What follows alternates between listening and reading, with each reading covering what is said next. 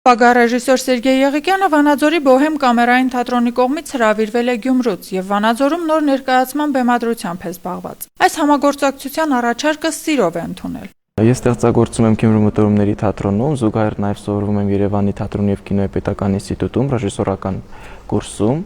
բայց այդ ամենին զուգահեռ նաև հասցնում եմ գալ Վանաձոր, որովհետեւ թեպետ եւ ես չեմ ծնվել Վանաձորում, սակայն շատ սիրում եմ այս քաղաքը, շատ սերտ կապ ունեմ այս քաղաքի հետ եւ եթե ես թատրոնում եմ այս քաղաքի շնորհիվ է, այս քաղաքի թատերական մշակույթի եւ կոլորիտի շնորհիվ է, դժվարությամբ է իհարկե ստացվում, բայց ես ամեն օր անպայման առավոտյան Վանաձորում եմ փորձի, երեկոյան Գյումրիում եմ փորձի կամ Երևանում եմ փորձի։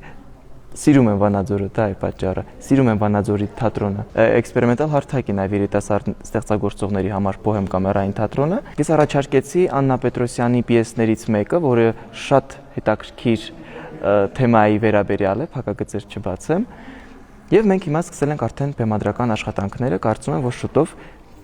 հետաքրքիր ներկայացում կունենանք։ Բոհեմ կամերային թատրոնում տարին հաջողած են համարում, չնայած աշխատում են 9 հոգանոց թիմով ու առանց սպասարկող անձնակազմի։ Ունեն նոր ներկայացումներ, փառատոների մասնակցություններ ու հրավերներ։ Քանի որ խնդիրները բազմաթիվ են, ես միշտ թռուցիկ եմ դրանց մասին խոսում,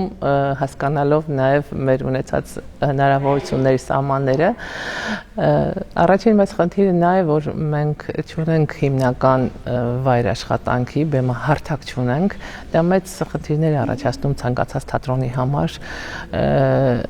եւ գրաֆիկի առումով եւ նոր պրեմիերաների առումով պատճառներից մեկը, որ մենք հաճախակի պրեմիերաներ չենք ունենում, հենց հիմնական